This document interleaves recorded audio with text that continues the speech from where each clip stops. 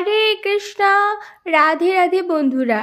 আগামী 26শে ডিসেম্বর বৃহস্পতিবার পবিত্র সফলা একাদশী ব্রত।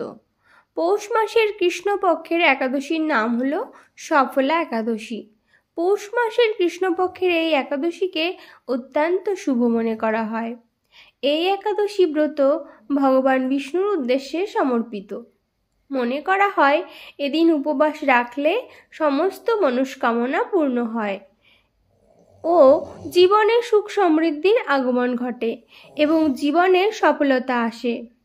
এছাড়া শাস্ত্রে এই একাদশী ব্রতের বিশেষ মাহাত্ম্য স্বীকার করা হয়েছে। এই একাদশীর উপবাস রাখলে কাজে সাফল্য লাভ করা যায়। যে সমস্ত মানুষেরা জীবনের বিভিন্ন ক্ষেত্রে বাধার মুখে পড়েছেন তারা সফলা একাদশীর উপবাস রাখলে শুভ ফল অবশ্যই পাবেন। তাই ভক্তি সহকারে এই সফলা একাদশী ব্রত পালন করা আমাদের সকলের জন্য অত্যন্ত গুরুত্বপূর্ণ। আজকের এই ভিডিওতে আমি পবিত্র সফলা একাদশী ব্রত মাহাত্ম্য ও সারা বিশ্বের পালনের সময়সূচি আপনাদের সাথে শেয়ার করব। রাধে রাধে দর্শক বন্ধুরা, আমি মিতা। আজকের এই ভিডিওতে আপনাদের স্বাগত জানাই। বন্ধুরা, আশা করি গোবিন্দের কৃপায় আপনারা সকলেই খুব ভালো আছেন। বন্ধু, আপনি যদি এই চ্যানেলে নতুন হন তাহলে চ্যানেলটিকে সাবস্ক্রাইব করে পাশে থাকা বেল আইকনটি ক্লিক করে যাবেন। আর ভিডিওটি ভালো লাগলে লাইক করবেন আর কমেন্টে লিখবেন জয় রাধা গোবিন্দের জয়। এই ভিডিওটি আপনার পরিচিত বন্ধু বান্ধব ও আত্মীয় স্বজনদের উদ্দেশ্যে শেয়ার করবেন এবং ভিডিওটি অবশ্যই শেষ পর্যন্ত দেখবেন। দর্শক বন্ধুরা, আপনারা যারা একাদশী ব্রত পালন করতে পারেন না তাদের কাছে আমার বিনীত অনুরোধ, আপনারা কৃপা করে একবার হলেও এই মাহাত্ম্য কথা শ্রবণ করুন এবং একাদশী পালনের পূর্ণ ফল লাভ করুন। সফলা একাদশী। পৌষ মাসের কৃষ্ণপক্ষের একাদশীর নাম সফলা। ব্রহ্মাণ্ড পুরাণে যুধিষ্ঠির শ্রীকৃষ্ণ সংবাদে এই তিথির মাহাত্ম্য বর্ণিত হয়েছে। যুধিষ্ঠির বললেন, হে প্রভু, পৌষ মাসের কৃষ্ণপক্ষীয় একাদশীর নাম, বিধি এবং পূজ্য দেবতা বিষয়ে আমার কৌতূহল নিবারণ করুন। শ্রীকৃষ্ণ বললেন, হে মহারাজ, আপনার প্রতি স্নেহবশত সেই ব্রত কথা বিষয়ে বলছি। এই ব্রত আমাকে যেরকম সন্তুষ্ট করে, বহু দান দাক্ষিণা যুক্ত যজ্ঞাদি দ্বারা আমি সেরকম সন্তুষ্ট হই না। তাই যত্ন সহকারে এই ব্রত পালন করা কর্তব্য। পৌষ মাসের কৃষ্ণপক্ষী একাদশীর নাম সফলা। নাগদের মধ্যে যেমন শেষনাগ, পক্ষীদের মধ্যে গরুড়, মানুষের মধ্যে ব্রাহ্মণ, দেবতাদের মধ্যে নারায়ণ সর্বশ্রেষ্ঠ, তেমনি সকল ব্রতের মধ্যে একাদশী ব্রতই সর্বশ্রেষ্ঠ। হে মহারাজ, যারা এই ব্রত পালন করেন তারা আমার অত্যন্ত প্রিয়। তাদের এ জগতে ধন লাভ ও পরজগতে মুক্তি লাভ হয়। হাজার হাজার বছর তপস্যায় যে ফল লাভ হয় না, একমাত্র সফলা একাদশীতে রাত্রি জাগরণের ফলে তা অনায়াসে প্রাপ্ত হওয়া যায়। মহিষ্মদ নামে এক রাজা প্রসিদ্ধ চম্পাবতী নগরে বাস করতেন। রাজার 4 জন পুত্র ছিল, কিন্তু তার জ্যেষ্ঠ পুত্র লুম্ভক সর্বদা পরস্ত্রী গমন, মদ্যপান প্রভৃতি অসৎ কার্যে রত ছিল। সে সর্বক্ষণ ব্রাহ্মণ, বৈষ্ণব ও দেবতাদের নিন্দা করত। পুত্রের এই আচরণের ক্ষুব্ধ হয়ে রাজা তাকে রাজ্য থেকে বার করে দিলেন। স্ত্রী, পুত্র, পিতা, মাতা, আত্মীয় স্বজন পরিত্যক্ত হয়ে সে এক গভীর বনে প্রবেশ করল। সেখানে কখনো জীব হত্যা, আবার কখনো চুরি করে জীবন ধারণ করতে লাগলো। কিছুদিন পরে একদিন সে নগরে প্রহরীদের কাছে ধরা পড়ল, কিন্তু রাজপুত্র বলে সেই অপরাধ থেকে সে মুক্তি পেল। পুনরায় সে বনে ফিরে গিয়ে জীব হত্যা ও ফলমূল আহার করে দিন যাপন করতে লাগলো। ওই বনে বহু বছরের পুরানো একটি বিশাল অশ্বত্থ বৃক্ষ ছিল। সেখানে ভগবান শ্রী বাসুদেব বিরাজমান বলে বৃক্ষটি দেবত্ব প্রাপ্ত হয়েছে। সেই বৃক্ষতলে পাপ বুদ্ধি লুম্ভক বাস করত। বহুদিন পর তার পূর্বজন্মের কোনো পুণ্য ফলে সে পৌষ মাসের দশমী দিনে কেবল ফল আহারে দিন অতিবাহিত করল, কিন্তু রাত্রিতে অসহ্য শীতের প্রকোপে সে মৃতপ্রায় হয়ে রাত্রি যাপন করল।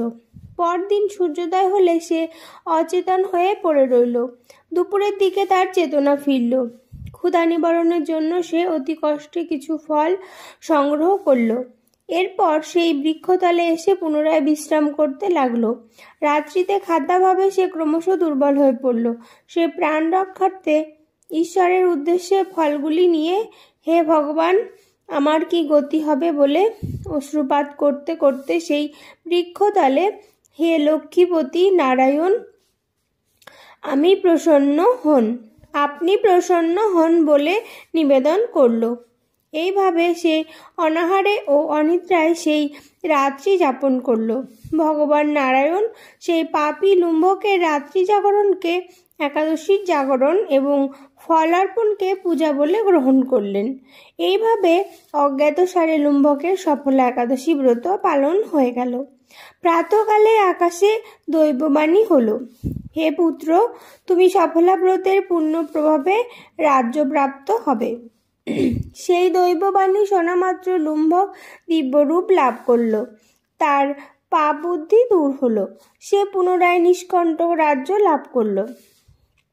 স্ত্রী পুত্র সহ কিছুকাল রাজ্য সুখ ভোগের পর পুত্রের ওপর রাজ্যের ভার দিয়ে সে সন্ন্যাস আশ্রম গ্রহণ করল। অবশেষে মৃত্যুকালে সে অশোক অভয়ে ভগবানের কাছে ফিরে গেল। হে মহারাজ, এভাবে সফলা একাদশী যিনি পালন করেন তিনি জাগতিক সুখ ও পরে মুক্তি লাভ করেন। এই ব্রতে যারা শ্রদ্ধাশীল তারাই ধন্য, তাদের জন্ম সার্থক, এতে কোনো সন্দেহ নেই। এই ব্রত পাঠ ও শ্রবণে মানুষের রাজসূয় যজ্ঞের ফল লাভ হয়। এবার আমি পালনের সময়সূচি প্রদান করব। প্রথমে স্থান, মাঝে তারিখ এবং শেষে সময়সূচি। বাংলাদেশ 7:42 থেকে 10:06, পশ্চিমবঙ্গ 7:12 থেকে 9:50, দিল্লি 7:12 থেকে 10:38, বৃন্দাবন 7:12 থেকে 10:36, উত্তরপ্রদেশ 7:12 থেকে 10:23, মুম্বাই 7:12 থেকে 10:49, পুনে 7:12 থেকে 10:45, নাগপুর 7:12 থেকে 10:26, চেন্নাই 7:12 থেকে 10:16, গোয়া 7:12 থেকে 10:42, ব্যাঙ্গালোর 7:12 থেকে 10:27, কেরালা 7:12 থেকে 10:29, জম্মু 7:31 থেকে 10:51, আন্দামান নিকোবর 7:12 থেকে 9:26, নেপাল 7:27 থেকে 10:20, ভুটান 7:42 থেকে 10:18, শ্রীলঙ্কা 7:12 থেকে 10:14, মালদ্বীপ 6:42 থেকে 10:08, মায়ানমার 8:12 থেকে 10:17, পাকিস্তান 7:11 থেকে 10:29, সিকিম 7:12 থেকে 9:53, উত্তরাখণ্ড 7:12 থেকে 10:32,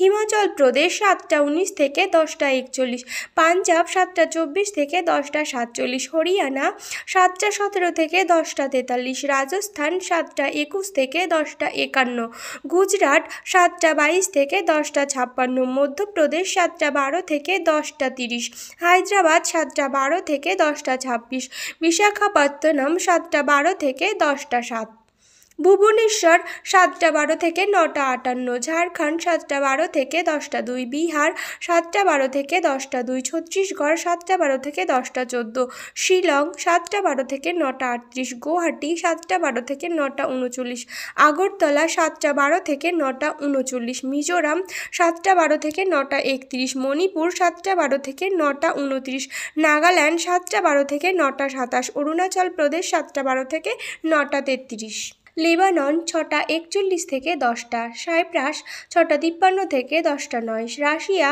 8:59 থেকে 11:20, ফিনল্যান্ড 9:25 থেকে 11:22, সুইডেন 8:45 থেকে 10:47, নরওয়ে 9:19 থেকে 11:18, ডেনমার্ক 8:39 থেকে 11টা, ইউক্রেন 7টা 58 থেকে 10টা 38, গ্রিস 7টা 39 থেকে 10টা 50, রোমানিয়া 7টা 51 থেকে 10টা 48, পোল্যান্ড 7টা 45 থেকে 10টা 19, বেইজিং 9টা 42 থেকে 10টা 42, হংকং 9টা 42 থেকে 10টা 36, অস্ট্রেলিয়া 5টা 49 থেকে 7টা 59, নিউজিল্যান্ড 5টা 48 থেকে 9টা 59, দুবাই 7টা 4 থেকে 10টা 34, সৌদি আরব 6টা 35 থেকে 10টা 8, বাহরাইন 6টা 23 থেকে 9টা 53, কুয়েত 6টা 41 থেকে 10টা 6, কাতার 6টা 17 থেকে 9টা 49, ওমান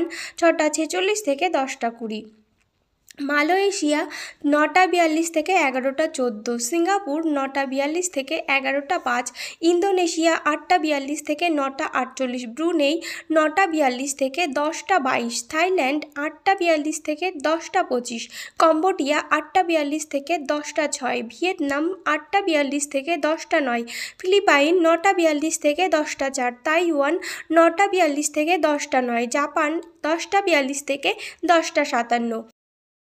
দর্শক বন্ধুরা, আশা করি ভিডিওটি আপনাদের খুবই উপকারে আসবে।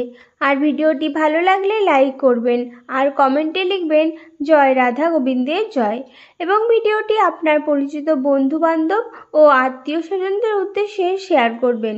সকলেই ভালো থাকুন এবং সুস্থ থাকুন এই কামনা রেখে আজকে এখানেই শেষ করলাম। নমস্কার, ধন্যবাদ। ঈশ্বর আপনার মঙ্গল করুক। জয় শ্রীকৃষ্ণ, রাধে রাধে।